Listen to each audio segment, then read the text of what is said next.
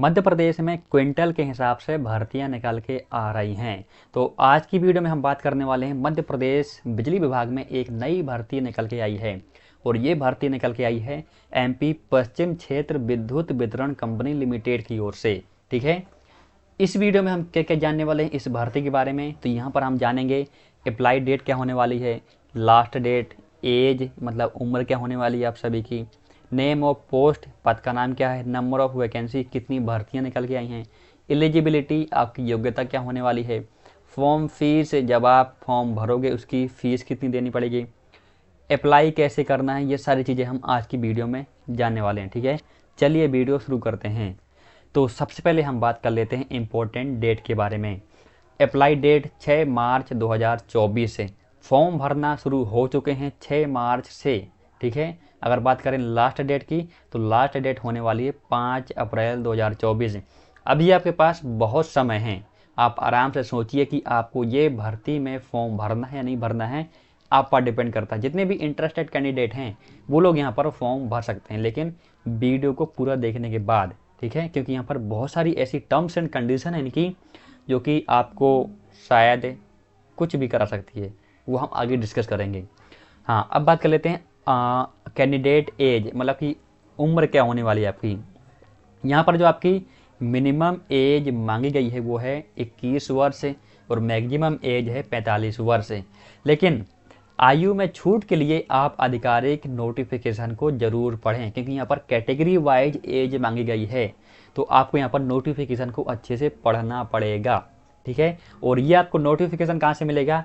ये नोटिफिकेशन आपको मिलेगा मेरे टेलीग्राम चैनल पर, और टेलीग्राम चैनल का लिंक आपको वीडियो के डिस्क्रिप्शन पर मिल जाएगा। तो वहाँ जा कर के क्लिक करिए और ज्वाइन कर लीजिए, और वहाँ से आप पीडीएफ को डाउनलोड करके अच्छे से रीड कर सकते हैं, क्योंकि बहुत सारी डिटेल उसमें दी हैं। चलिए आगे बढ़ते हैं। Name of post and number of vacancy, कौन सा पद है और कितनी वैकेंसी हैं। तो पद का नाम है असिस्टेंट इंजीनियर, वो भी इलेक्ट्रिकल वालों के लिए, इलेक्ट्रिकल या इलेक्ट्रिकल एंड इलेक्ट्रॉनिक्स इंजीनियरिंग के लिए यहाँ पर भर्ती निकल के आई है। कितने पद हैं यहाँ पर? नंबर ऑफ वैकेंसी हैं 27 वैकेंसी निकल के आई है। लेकिन यहाँ पर जो आपको 27 दिख रहा है ना, ये एक्चुअल नहीं है, इस पर भी गवर्नमेंट ने यहाँ पर टर्म्स एंड कंडीशन लगा दी हैं। क्या क्या टर्म्स एंड कंडीशन है, चलिए आगे बढ़ते हैं और आपको बताता हूँ क्या टर्म्स एंड कंडीशन है। तो यहाँ पर जो ये 27 वैकेंसी निकल के आई ना, इस पर भी पार्ट ए पार्ट बी इस तरह से भर्तियाँ हैं। देखिए जो यहाँ पर लिखा हुआ है, result of 87% excluding 13% post reserve for OBC category candidate of above cited post will be declared. मतलब ये कि जो 27 पद हैं, यहाँ पर जो आप 27 पद दिख रहे हो, इस पर अभी 27 में से 87% पर यहाँ पर आपके एग्ज़ाम होंगे। 87% पदों पर ही यहाँ पर अभी भर्तियाँ हैं। बाकी की जो 13% भर्तियाँ हैं वो बाद में आएंगी। जो 87% पदों पर ही यहाँ पर रिजल्ट डिक्लेयर किए जाएंगे। और पार्ट बी में भी आप देख सकते हैं, result of 13% post reserve for OBC category candidate for above cited post will be kept on hold and which are subjected to the final decision in WP number 5901, ये नंबर है, filed before the honourable High Court of MP and other respective. ठीक है, तो यहाँ पर 87% के result आएंगे और 13% के रिजल्ट पेंडिंग पर रहेंगे। मतलब ये कि 27 में से 23 पदों पर भर्तियां हो जाएंगी और 4 पद अभी रिजर्व रहेंगे जब इनका हाई कोर्ट से ऑर्डर आएगा।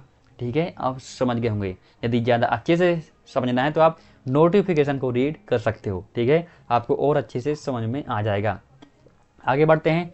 पोस्ट वाइज एलिजिबिलिटी, यहाँ पर एक ही पोस्ट है लेकिन एलिजिबिलिटी यहाँ पर बहुत ही शानदार दिया है इन लोगों ने, क्योंकि भाई भर्तियाँ निकाली हैं तो नाम की भर्ती है तो कुछ ना कुछ तो करना पड़ेगा कि ज़्यादा से ज़्यादा कैंडिडेट आएँ और ज़्यादा से ज़्यादा लोग फॉर्म भरें और ज़्यादा से ज़्यादा उनके पास पैसे आ जाएँ, क्योंकि फ़ीस यहाँ पर बहुत ज़्यादा है। कितनी फ़ीस है आगे मैं आपको बताने वाला हूँ, आपके रोंगटे खड़े हो जाएंगे। ठीक है, चलिए। हाँ, तो असिस्टेंट इंजीनियर इलेक्ट्रिकल के लिए यहाँ पर क्या मांगा है? रेगुलर BTech इन इलेक्ट्रिकल या electrical and electronics engineering from AICTE UGC approved university. आपको यहाँ पर बीटेक होने चाहिए, चाहे इलेक्ट्रिकल से हो या इलेक्ट्रिकल एंड इलेक्ट्रॉनिक से, लेकिन यहाँ पर जो यूनिवर्सिटी है वो AICTE या UGC से मान्यता प्राप्त होना चाहिए। ठीक है, अब बात कर लेते हैं, यहाँ पर छूट भी है, जो रिजर्व कैंडिडेट हैं और जो अनरिजर्व कैंडिडेट हैं सभी के लिए यहाँ पर छूट भी है।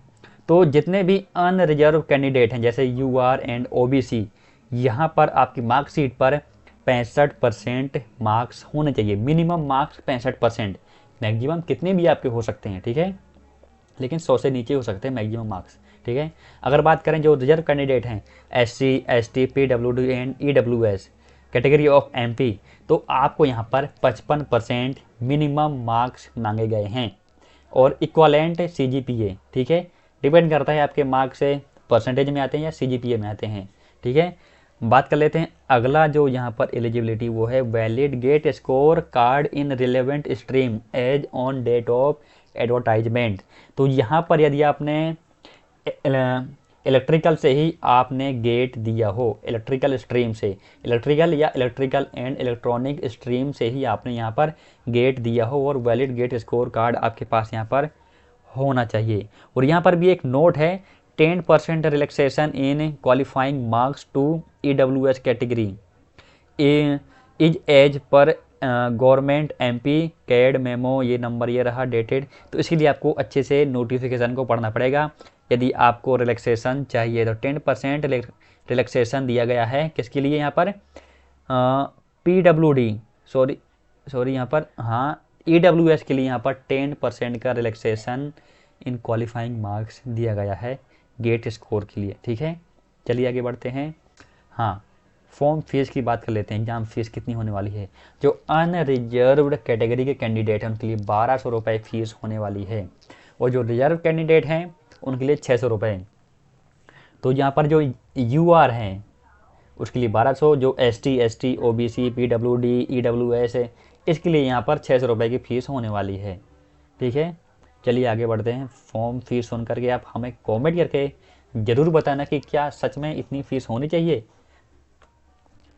कॉन्ट्रैक्ट टेन्योर, तो यहाँ पर जो ये असिस्टेंट इंजीनियर की वैकेंसी है ना, ये कॉन्ट्रैक्ट पर है, रेगुलर नहीं है। आपको पहले बता रहा हूँ कि रेगुलर नहीं है, कॉन्ट्रैक्ट बेसिस पर ये भर्ती निकल के आई है। इनिशियल कॉन्ट्रैक्ट आपका 1 साल का होगा। एक्सटेंशन ये ऑटोमेटिक, आपका जो कॉन्ट्रैक्ट है 1 साल बाद ऑटोमेटिकली एक्सटेंड किया जाएगा, लेकिन यहाँ पर इनकी कुछ टर्म्स एंड कंडीशन है। क्या टर्म्स एंड कंडीशन है? Satisfactory performance in the annual performance appraisal, absence of ongoing disciplinary of judicial proceeding against the candidate. मतलब ये कि आपको यहाँ पर परफॉर्मेंस दिखानी पड़ेगी। यदि आपकी परफॉर्मेंस अच्छी रही तभी आपको यहाँ पर कॉन्ट्रैक्ट 1 साल से बढ़ा करके आगे कर दिया जाएगा, वरना 1 साल तक ही आप यहाँ पर असिस्टेंट इंजीनियर की पोस्ट पर रहोगे। 1 साल बाद फिर आपसे बेरोजगार हो जाओगे। ठीक है, चलिए आगे बढ़ते हैं। हाउ टू अप्लाई कैसे करना है? देखिए, वेबसाइट का लिंक मैं आपको नीचे वीडियो के डिस्क्रिप्शन में दे दूंगा, तो वहाँ से क्लिक करके डायरेक्टली आप उस पेज पर पहुँच जाओगे। लेकिन अप्लाई करने से पहले सबसे पहले आपको क्या करना है? Read full notification carefully. सबसे पहले आपको नोटिफिकेशन को अच्छे से रीड करना है, उनकी टर्म्स एंड कंडीशन को अच्छे से पढ़ लेना है। उसके बाद go to website link in description, जो नीचे मैंने लिंक दिया हुआ है उस पर आपको क्लिक करना है, तो आप वेबसाइट पर पहुंच जाएंगे। फिर वहां पर आपको क्लिक टू अप्लाई पर क्लिक करना है, फिर अपने आप को रजिस्टर कर लेना है, लॉगिन करना है और आपको फॉर्म भर देना है जो भी इंटरेस्टेड कैंडिडेट हैं। ठीक है, हाँ, तो यदि आप हमारे चैनल पर अभी पहली बार आए हैं, कुछ सवाल हैं तो आप हमसे पूछ सकते हो।